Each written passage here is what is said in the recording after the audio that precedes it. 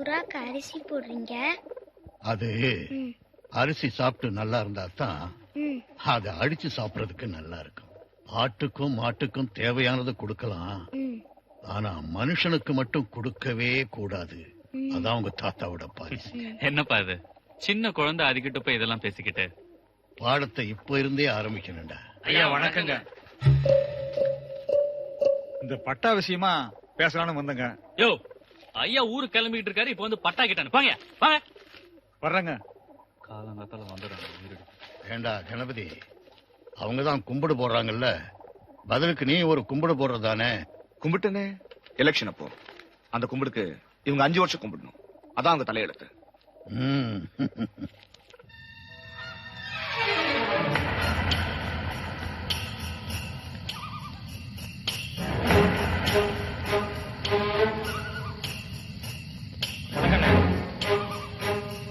ஒரு ஏழைக்கு நியாயம் கிடைக்கிறதுக்காக ஒரு முதலாளியோட கையே வெட்டினீங்க. ஆனா எங்க ஊர்ல எங்க முதலாளி பண்ற அக்கிரமத்தையும் நாங்க வாழ்ற லட்சணத்தையும் வந்து பாருங்க.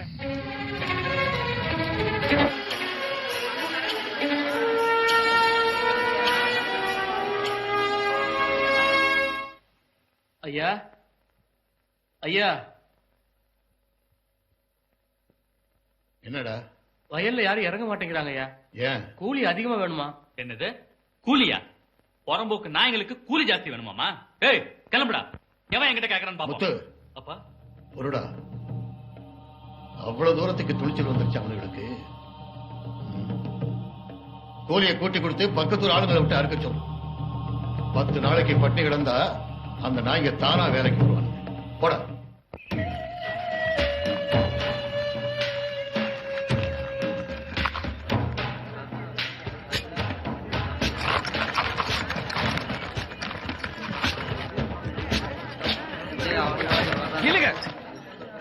வேர்வை சிந்தனை இந்த மண்ணுல ரத்தம் சிந்தனும் யாராவது ஆசைப்பட்டீங்கன்னா இறங்கி அறுக்க போங்க. தம்பி என்ன சொல்றீங்க? அறுவடைக்கு ஆள் பத்தலன்னு 5 ரூபாய் கூலி ஜாஸ்தியா கொடுத்தாரு நாயுடு, அதனால வந்திருக்கோம். பயிர் காயறத பாத்துட்டு எங்களால எப்படி தம்பி சும்மா இருக்க முடியும்? நீங்க பயிர் காயுதேன்னு பதட்டப்படுறதுக்கு முன்னாடி இங்க எத்தனை பேரோட வயிறு காயுது அத பத்தி கொஞ்சம் யோசிச்சு பாருங்க. இவங்க யாரு? உங்கள மாதிரி உழைக்கிற வர்க்கம். ஒருவேளை சோத்துக்காக பாதியா தேஞ்சு போன பட்டினி கூட்டம். இந்த ஊர்ல ஆள் பத்தலைங்கிறது பிரச்சனை இல்ல, கூலி பத்தலைங்கிறதான் பிரச்சனையே. வாழ்நாள் பூரா கால் வைத்து கூடு கூட வக்கில்லாம குனிஞ்சுக்கிட்டே இருந்த கூட்டம் நியாயமான கூலி வேணும்னு முததரையா நிமிந்து கேட்டிருக்காங்க. இவங்க உணர்ச்சியை மதிக்காம நீங்க அறுக்க போறது பயிரே இல்ல, இவங்க வாழ்க்கைய. பணக்காரன் தான் ஏழைங்க வயிற்றுல அடிப்பான், ஆனா ஏழையே ஏழை வயிற்றுல அடிக்கூடாது. தம்பி நாங்க வயிற்றுக்காகத்தான் உழைக்கிறோமே தவிர அடுத்தவங்க வயிற்றுல அடிக்கிறவங்க இல்ல. நான் வரேன் தம்பி. டேய் முனியா, கருப்பா, வண்டி திருப்புங்கடா, திருப்புங்கடா வண்டிய சீக்கிரமா. இனிமே இந்த நாயுடு என்ன பண்றான்னு பாப்போம்.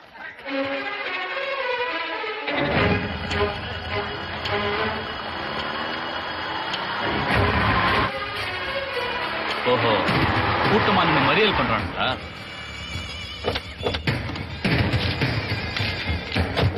கூலிக்காரன் நாயுடு. கொஞ்சம் பொறுமையா நான் பாத்துக்கிறேன். அப்பா நீங்க இருங்கப்பா, நான் பேசுறேன். என்னடா வேணும் உங்களுக்கு? என்ன வேணும்? கூலிய கூட்டி கேட்டோம், நீங்க குடுக்கல. அத வாங்காம வயல்ல இறங்குறதுலன்னு முடிவு பண்ணிருக்கோம். நாயே, கை கட்டி பேசுற நீ கை நீட்டி பேசுறியா?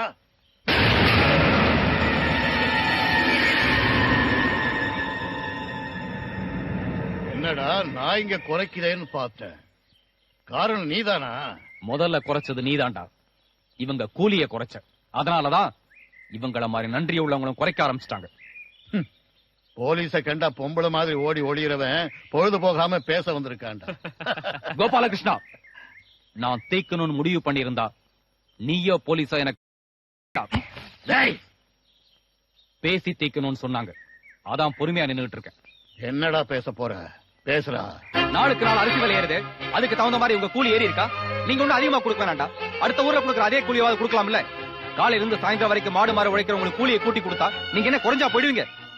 வயிறு நிறைஞ்ச உங்க வாழ்த்துனா உரம் போடாமலே உங்க நிலத்தை நெல்லு விளையண்டா. இது நீ மட்டும் இல்ல, ஏன்டா எந்த முதலாளியும் புரிஞ்சுக்க மாட்டேங்கிறீங்க? இறங்கி அறுக்க முடியுமா? முடியாதா?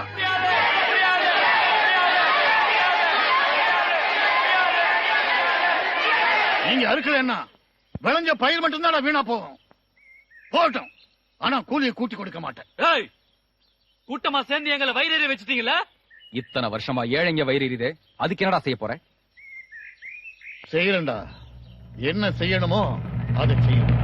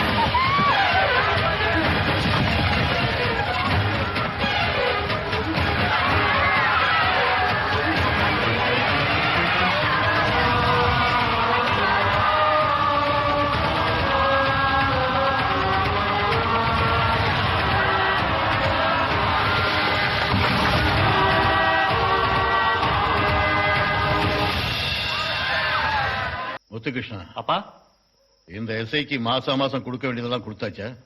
கொடுத்தாச்சுப்பா. ஆ. எல்லாம் கொடுத்தாச்சுல்ல? அப்புறம் இங்க என்னையா வேலை? என்னங்க இப்படி சொல்லிட்டீங்க? வாங்கின விசுவாசுக்காக வந்திருக்கேன். குடிசெல்லாம் எரிஞ்சு ஊரை கொந்தளிச்சு போய் கிடக்கு.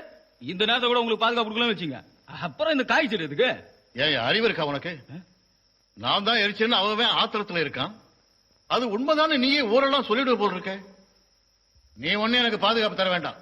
அதுக்காக 50 பேருக்கு சோத்த போட்டு வச்சிருக்க. ஏறுங்க. ஊத்துற.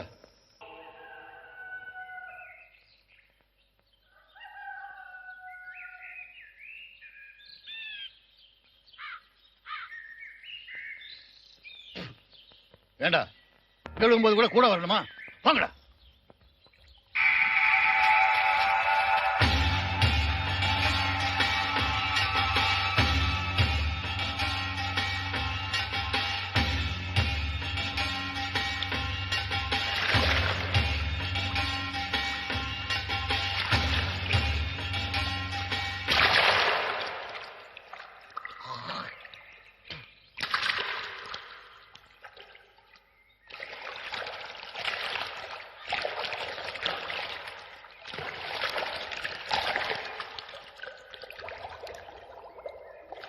தள்ளுங்க. யோ தள்ளுங்க.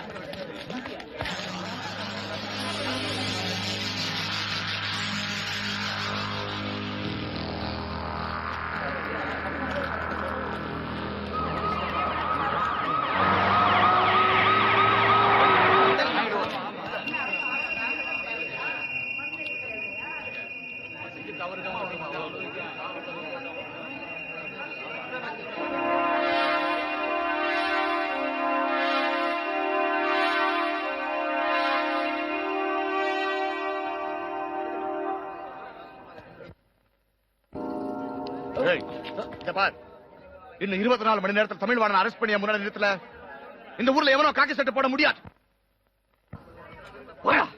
யோ தள்ளுங்க. தள்ளு.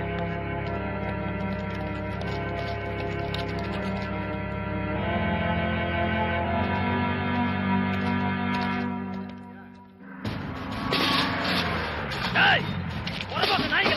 எங்க தமிழ் வாடா? அடிக்காதீங்க சார், எங்களுக்கு தமிழ் வாணன்,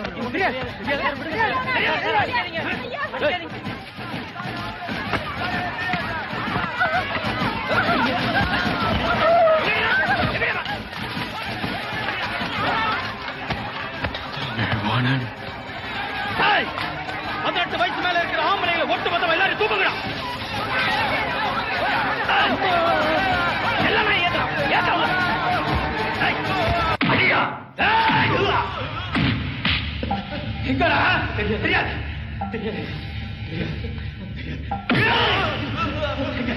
தமிழ்வாணன் நான் சொல்ற வரைக்கும் ஒருத்தனோட உயிரோட விடாங்க.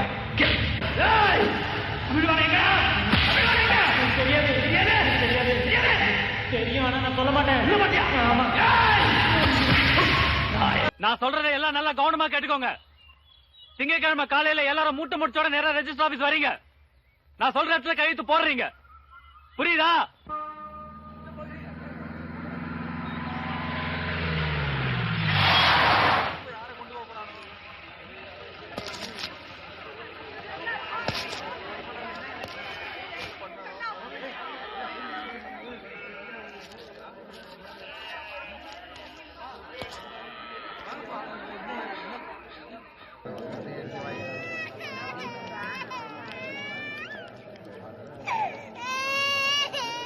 எல்லா பயலும் கை நாட்டு தான். ஆளை பார்த்து வாங்க.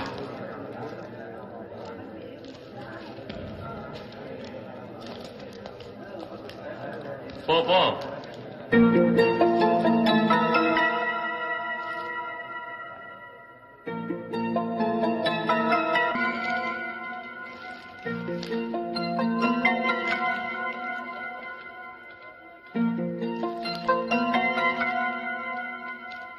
ஒழுங்கா விட. டேய் கிழிஞ்சதியா கிருஷ்ணகிரி. எங்க எது நடந்தாலும் அரவிந்தன் தட்டி கேட்பான். அப்படி கேட்கலன்னா நடுரோட்ல வச்சு வெட்டுவான். இப்படி பிட் நோட்டீஸ் போட்ட ஒரு மந்திரியோட தம்பி உங்க டிபார்ட்மெண்ட்ல ஒரு எஸ்ஐ 2 பேரையும் வெட்டிருக்கான். அரவிந்தன் எப்படி பிடிக்க போறீங்க சார்? பப்ளிக் மத்தியில அரவிந்தன் பேசப்படுற அளவுக்கு பெரிய ஆளாயிட்டான் சார். அதுக்காக அவனை விட்டுலாம் இல்லையா? யோ, அவன் என் அப்பாவை கொண்டு இருக்கான், என் தம்பியை கொண்டு இருக்கான். கையில பவர் இருந்து ஒண்ணும் கிழிக்க முடியலையா? அமைச்சா இருக்கிறதுக்கு அசிங்கமா இருக்கு. யோ, அசிங்கமா இருக்கு ராஜினாமா பண்ணிட்டு போயிடாதயா. இருக்கிற மந்திரிகள்லயே நீ தான் புத்திசாலி நினைச்சுக்கிட்டு இருக்கேன். உருப்படியா ஏதாவது சொல்லியா? லோக்கல் போலீஸ் நம்பி பிரயோஜனம் கிடையாது. அந்த எஸ்ஐ விட்டதுல இருந்து எவனும் அங்க போக பயப்படுறான். அதனால அரவிந்தன் அரெஸ்ட் பண்ணணும்னா ஒரு ஸ்பெஷல் ஆபீசர் அப்பாயிண்ட் பண்ணும். இல்ல சட்ட ஒழுங்கு கெட்டு போச்சுன்னு மக்கள் பேச ஆரம்பிப்பாங்க. நாம அம்போன்னு சந்திக்க வர வேண்டியதுதான். ஆமா, அதே தான் சார் நானும் சொல்லலாம்னு நினைச்சேன். எதை நாங்க சந்திக்க வருவோங்கிறதையா? இல்ல சார், ஒரு ஆபீசர் அப்பாயின்ட் பண்ணலாங்கிறத. அதுக்கு பொருத்தமான ஆளை கூட அரேஞ்ச் பண்ணிட்டோம் சார்.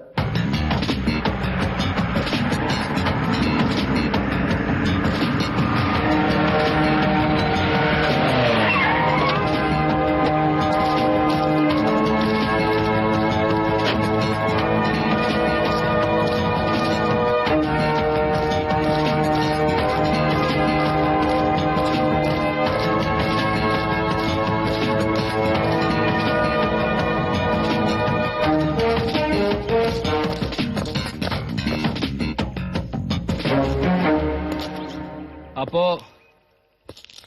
அரவிந்த் எங்க இருக்கான்னு யாரும் சொல்ல மாட்டீங்கல்ல? அரவிந்த் எங்க இருக்கான்னு உங்க எல்லாருக்கும் தெரியும். உங்க எல்லாருக்கும் தெரியுன்றது எனக்கு தெரியும். அவன் ஒருத்தனை காப்பாத்துறதுக்காக உங்க எல்லாரோட வாழ்க்கையை இழந்துடாதீங்க. நான் திரும்பவும் வருவேன்.